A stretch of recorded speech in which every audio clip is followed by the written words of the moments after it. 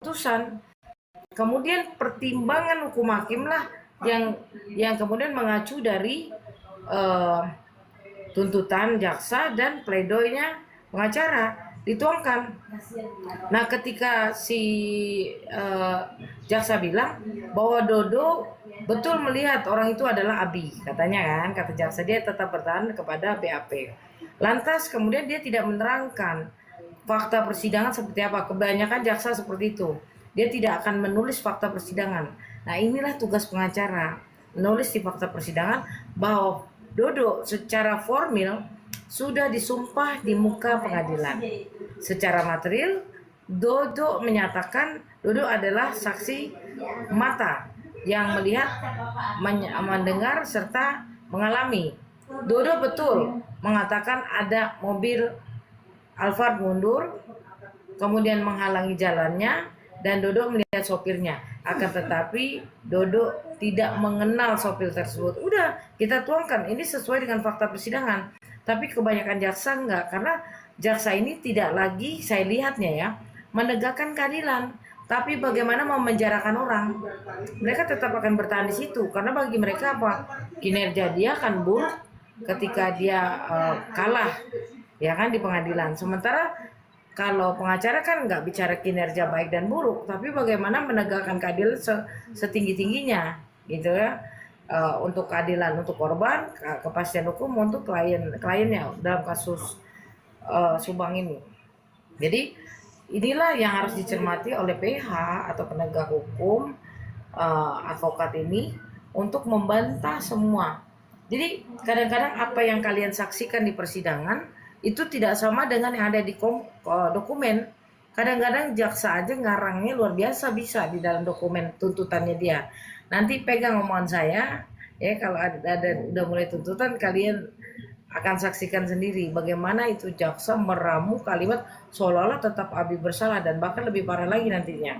Tapi kita bisa bantahnya di pledoi. Setelah tuntutkan pledoi, kita bantah semua yang ada di dokumennya jaksa ini di tuntutan. Itu gunanya pledoi. Saksi A mengatakan bahwa menurut Dokter Fahmi stick golf bisa dijadikan alat bunuh. Padahal Dokter Fahmi hanya menjelaskan bukan ujungnya, bukan ininya. Dan Dokter Fahmi clear mengatakan, setelah saya tanya, kan ini bukan keahlian dokter.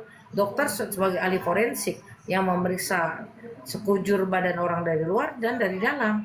Bukan keahliannya dokter kan? Bukan. Tapi jaksa akan bertahan dengan bahwa menurut Dokter Fahmi, gitu loh. Sementara kita bilang bahwa kalian Dokter Fahmi adalah seorang ahli forensik dengan visum et repertum menerangkan luka-luka di tubuh, tapi bukan keahliannya untuk menerangkan apa alat bunuhnya, kecuali hanya memberikan petunjuk seolah-olah itu silinder, seolah-olah itu barang yang persegi, apalah segala macam. Jadi harus pinter-pinter lah di pledoi itu, gitu loh. Halo, cek. Ya. Sedikit ya bisa. Kan tadi kakak mengatakan bahwasanya jaksa dan PH yang akan bertarung kan begitu dalam bentuk dokumen tadi kan orang PH itu pledoi, kalau jaksa itu apa kak, duplik ya atau replik ya? Tuntutan. Sorry.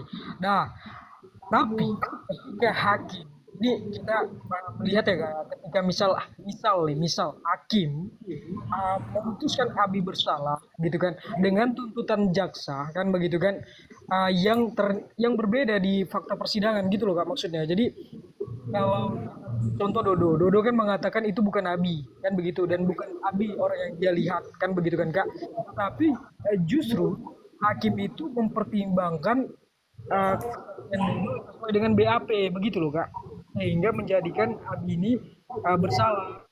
Apakah itu melanggar atau ada pelanggaran yang dilakukan hakim, atau itu sah-sah saja karena itu adalah hak hakim kak? Hakim memakai dari jaksa gitu. Sedangkan kita sama-sama melihat fakta persidangan, Dodo ini mengatakan yang dia lihat bukanlah Abi gitu. Tapi ketika putusan, Abi dinyatakan bersalah dan sesuai dengan tuntutan jaksa gitu yang dituangkan dalam itu putusan itu, bahwasanya misal tetap pada BAP kalau Dodo itu melihat api begitu loh Kak. Apakah Dia paham. Cuma melihat biasanya kalau putusan seperti itu hakim tidak boleh memberi ruang kepada orang-orang yang merekam. Biasanya ujung-ujungnya ke sana. Tapi kalau hakim yang berani memberikan ruang kepada media ya merekam, itu biasanya nggak mungkin berani sih. Percaya deh. Contoh pada saat persidangan Pak Yosep aja, kan nggak boleh merekam. Coba betul nggak Bang Furi? Halo Dev, Bang Furi, nggak ada loh, nggak ada yang boleh Ya, masuk. kecil, ya Siap, kecil. siap, siap, Kak. Saya Nah, menyimak, Kak. oke, Hormat, Kak. siap. Bang Furi, pada saat persidangan Pak Yosep kan nggak boleh merekam ya Bang Furi ya? Boleh ngerekam tapi memvideo tidak boleh Kak Sil. Bang Rekam Puri, suara hormat. betul. Rekam suara Hormat, saja. Bang Puri, wartawan senior. Hormat, Bang Puri, wartawan senior dari Subang. Hormat. Nah, jadi kalau Kak itu tadi, apakah ketika hakim melakukan hal tersebut, Kak, apakah itu melanggar atau itu sah-sah saja? Itu adalah hak dari hakim itu sendiri, Kak. Seperti yang saya katakan tadi, ketika dia memutuskan seseorang bersalah, Ya, eh, hakim memutuskan seseorang itu bersalah, gitu kan, berdasarkan tuntutan jaksa, dan dia hakim itu berdasarkan BAP ataupun tuntutan yang Dodo tadi yang mengatakan Abi, tapi tidak berdasarkan hasil persidangan gitu loh, Kak. Apakah itu hak dari hakim atau hakim itu melakukan pelanggaran gitu. Ini yang sering sekali terjadi soalnya Kak di dalam putusan itu justru seperti BAP yang dituangkan dalam putusan bukan hasil dari persidangan Kak gitu loh. Apakah itu ya. pelanggaran yang dilakukan hakim atau itu sah-sah saja Kak? Jadi begini, kalau kita membaca sebuah putusan, ya, di dalam rangkaian putusan misalnya kayak segini lah gitu ya. Kalian jangan lihat dari depan, kalau lihat putusan tuh dari belakang. Putusannya biasanya tulisan di akhir mengadili kan begitu ya. 1, 2, 3, 4, 5, 6, 7 atau minimal 3 tuh.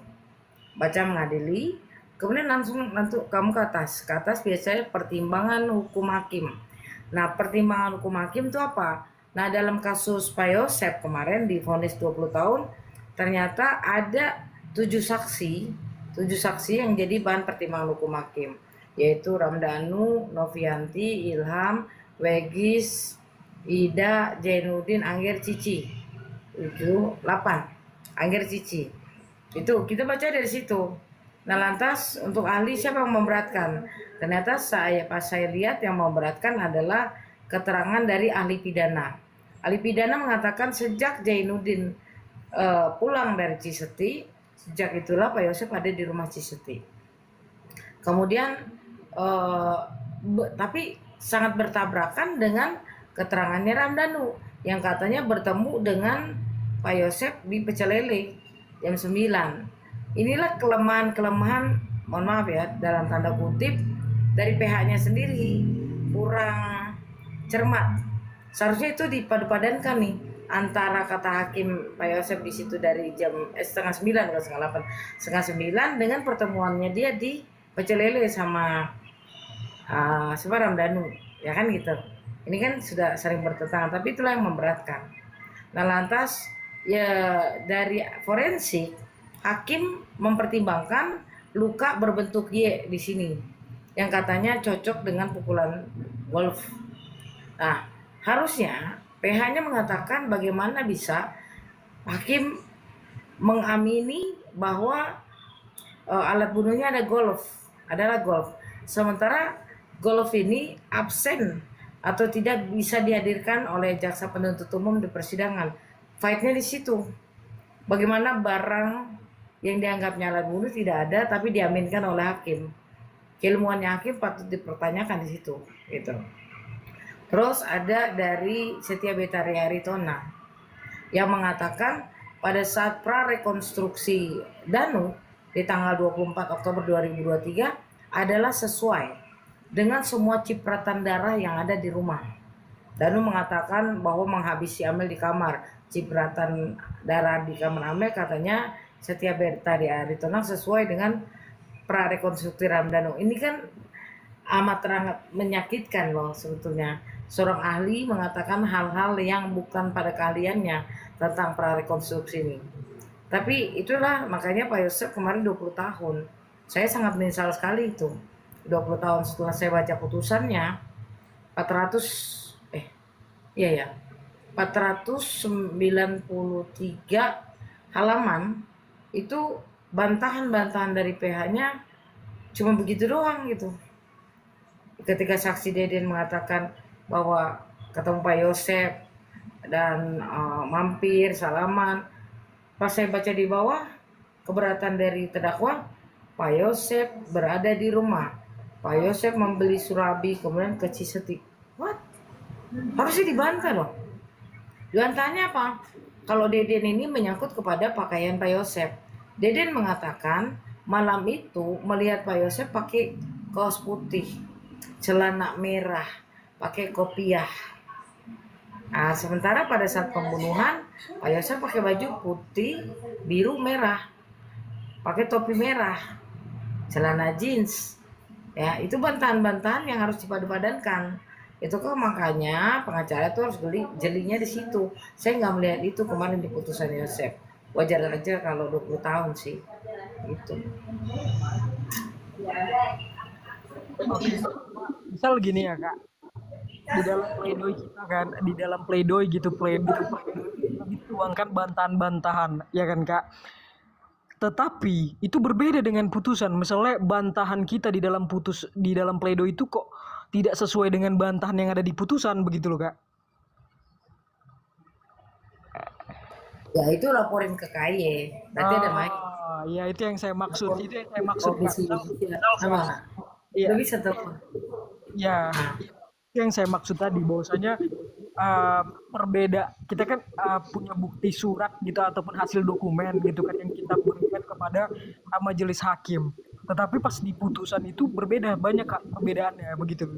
Dan begitu juga hasil persidangan itu jelas di situ, misalnya ada saksi yang dia merubah tidak sesuai dengan BAP, misalnya bukan dia yang saya lihat dan saya tidak melihat orang itu kan begitu kan. Tetapi di dalam putusan justru yang di dalam BAP itu yang dituangkan dalam putusan itu bisa dilaporkan ke KY ya kak, yang dilakukan oleh majelis hakim gitu. Ya. Oke. Ya. Aku turun dulu ya, mau pulang soalnya karena nggak jadi pertemuannya hari ini dan itu besok. Orang Kak, ini izinkan aku bicara boleh nggak? oh, boleh, Karena boleh. kan dari tadi Ya, 185 bahas pasal 185, tapi aku bahas pasal 184. Nanti apa Hal secara umum Om Dep telepon dulu. dapat diketahui tidak perlu dibuktikan. Itu saya pengen sama Kak Sil. Hormat Kak Sil, sehat selalu ya. Sudah turun nggak apa-apa. Izin saya Gimana, Bang klarifikasi Bang sebentar Puri, Kak Sil. hormat Bang Puri, wartawan senior dari Subang, hormat. Terus Izin saya klarifikasi bentar. Dulu kan kasus Subang itu saat persidangan tidak boleh untuk live ya kan. Itu permintaan dari salah satu tim PH dari Rohman. Oh, bukannya dari hakimnya ya? Itu langsung salah satu PH dari Rohman, yaitu Pak Edi waktu itu minta.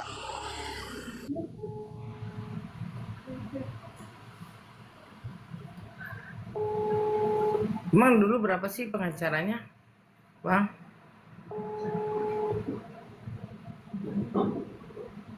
Kok pada diem semua?